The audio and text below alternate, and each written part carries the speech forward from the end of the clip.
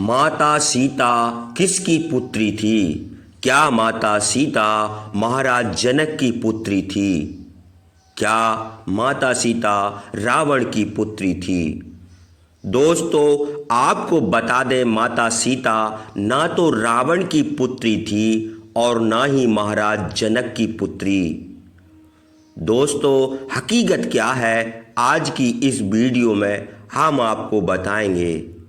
दोस्तों, आपने YouTube पर बहुत सारी वीडियो को देखा होगा जिसमें लोगों ने यह बताया है कि माता सीता रावण की पुत्री थी और माता सीता का जन्म जब हुआ तो माता सीता का पालन पोषण महाराज जनक ने किया था।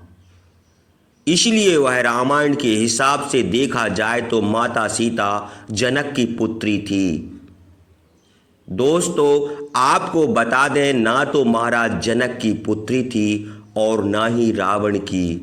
तो दोस्तों, हकीकत क्या है वह आज की वीडियो में हम आपको बताएंगे। दोस्तों, सच्चाई जानने से पहले एक बार सोचना चाहिए, क्या वास्तव में ऐसा हो सकता है जैसा कि रामायण में बताया है। रामायण में यह बताया है कि महाराज जनक की पुत्री सीता थी, जिनकी माता का नाम सुनैना था और इनके पिता का नाम जनक बताया गया है। दोस्तों, कुछ लोगों का मानना यह है कि माता सीता रावण की पुत्री थी। तो दोस्तों, हकीकत क्या है आज की वीडियो में हम वास्तव में हकीकत बताएंगे। मन में बिल्कुल शंका ना करें और इस वीडियो को आप बड़े ध्यान से सुने। दोस्तों, अगर आप इस वीडियो को पूरा देख लेंगे तो आपकी समझ में आ जाएगा कि वास्तव में हकीकत में माता सीता किसकी पुत्री थी।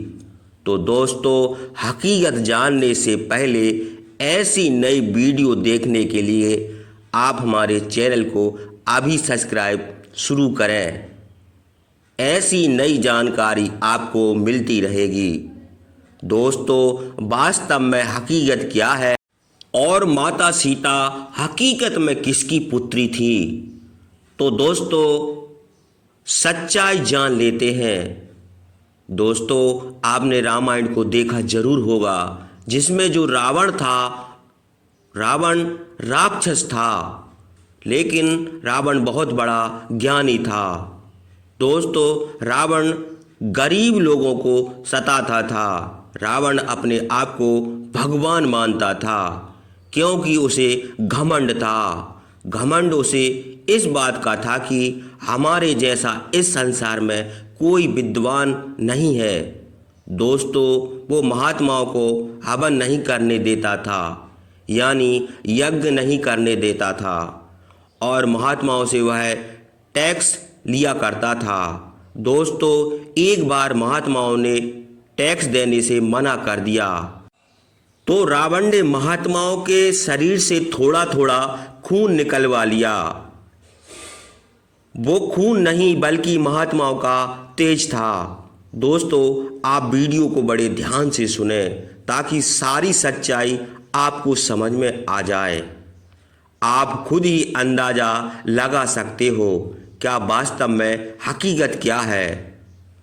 कुछ विद्वानों का मत है कि महात्माओं का खून नहीं बल्कि तेज था।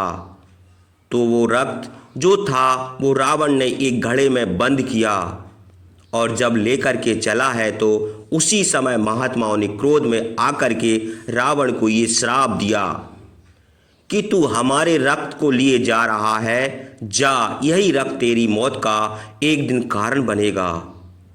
दोस्तों, रावण जब वहां से घड़ा लेकर के चला आया जिसमें रक्त था और एक विद्वान यह कहता है कि वो सीधा घर नहीं आया, वह सीधा महाराज जनक की राजधानी में पहुंचा और जनक के खेतों में उसी घड़े को गड़ा दिया। लेकिन कुछ विद्वानों का यह कहना है कि रावण जो घड़ा लेकर गया था वह सीधा महल में गया और महल में उस घड़े को रख दिया। दोस्तों, और रखने के बाद मंदोदरी ने यह पूछा कि इसमें क्या है, तो रावण ने मंदोदरी से यह कह दिया कि इसमें जहर है, विष है, आप इसे छूना नहीं। और इतनी बात कहने के बाद रावण तपस्या करने चला जाता है। हिमालय पर्वत पर दोस्तों समय बीतता चला गया। कुछ दिनों बाद रावण की पत्नी मंदोदरी को काम जागृत हो गया। उसने रावण को बुलवाया, परंतु रावण लौट करके नहीं आया। मंदोदरी को बड़ा क्रोध आया। उसने जो घड़े में रक्त भरा हुआ था उसे पी लिया। भगवान की कृपा से उसी दिन से मंदोदरी गर्भवती हो गई थी। दोस्तों समय बीता तो कुछ समय बाद रावण की पत्नी मंदोदरी के गर्भ से प्रातः काल में एक पुत्री ने जन्म लिया था। जी हाँ दोस्तों, लोक लज्जा के कारण मंदोदरी ने उसी पुत्री को एक सोने के कलश में रखा और अच्छी तरह से रखने के बाद प्रातः काल अवस्था में जाकर के और महाराज जनक के खेत में अपने हाथों के द्वारा गड्ढा किया और उसको गड़ा दिया। दोस्तों उसी समय आकाशवाणी कुछ देर पहले यह हुई थी कि महाराज जनक के राज्य में सूखा पड़ गया था, तो आकाशवाणी में यह बताया गया था कि अगर महाराज जनक स्वयं अपने खेतों में हल चलाएंगे तभी वर्षा हो सकती है। तो दोस्तों आकाशवाणी के माध्यम से महाराज जनक ने अपने खेतों में हल चलाने के लिए उसी दिन गए जिस दिन मंदोदरी और सोने के कलश में अपनी पुत्री को रखने के बाद लौटकर चली आई थी। थोड़ा समय बीता। महाराज जनक जब अपने खेतों में हल चलाया तो भगवान की कृपा ऐसी हुई, जहां पर वह कलश मंदोदरी ने जमीन पर गड़ाया था वहीं से महाराज जनक ने हल चलाना शुरू किया। तो हल की जो कील होती है वो उस कलश से टकराई और घड़ा टकराने के बाद ऊपर आ गया। तो महाराज जनक ने खोल कर देखा तो उस घड़े में एक बहुत सुंदर कन्या थी। दोस्तों कन्या को समझ करके महाराज जनक ने उसे अपने यहाँ रख लिया। दोस्तों कुछ समय बाद महाराज जनक ने उसका नाम संस्करण कराया तो विद्वानों ने प्रमाण पाया कि बेटी कैसे उत्पन्न हुई, तो बताया सोने के कलश से एक शीतल घड़ा जो था उससे यह कन्या उत्पन्न हुई है। तो विद्वानों ने उसका नाम सीता रखा। दोस्तों यहाँ पर सीता के अलावा और कुछ भी नाम रख सकते थे, लेकिन सीता इसलिए ही रखा था क्योंकि वह शीतल घड़ा से उत्पन्न हुई थी। और दोस्तों एक विद्वान यह कहता है कि महाराज जनक ने हल लेकर गए थे तो हल में जो नुकीली कील थी, नोक थी, उसे सील बोलते हैं, तो उससे घड़ा टकराया था। एक विद्वान कहता है उसी वजह से माता सीता का नाम सीता ही रखा था। तो दोस्तों आज की वीडियो में आपने इस कहानी के माध्यम से समझ लिया होगा कि वास्तव में सीता किसकी पुत्री थी।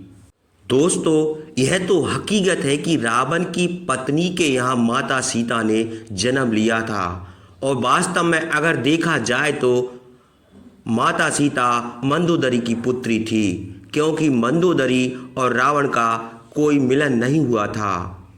और जब पुत्री का जन्म हुआ तो देखा जाए एक दृष्टि से तो माता सीता मंदोदरी की ही पुत्री थी, क्योंकि मंदोदरी और रावण का कोई मिलाप नहीं था।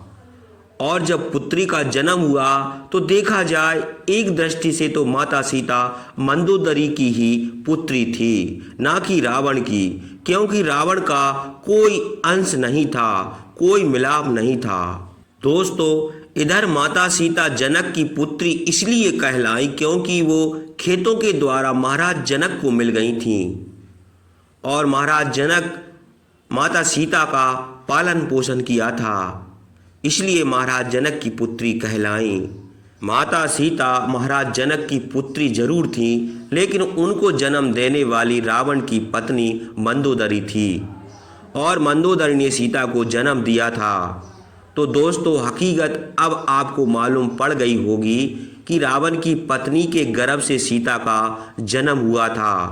तो इसलिए रावण की पुत्री थी, लेकिन वास्तव में कहना तो यह चाहिए कि रावण की नहीं बल्कि मंदोदरी की पुत्री थी। तो दोस्तों, मंदोदरी रावण की पत्नी थी, इसलिए लोगों ने रावण की पुत्री बता दिया और महाराज जनक की पुत्री को नहीं बताया। तो दोस्तों, इस कहानी के माध्यम से, इस वीडियो के माध्यम से अब आप समझ चुके होंगे कि वास्तव में हकीकत क्या है। रावण की पत्नी के द्वारा सीता का जन्म हुआ था और जनक ने उनको पालन पोषण किया था।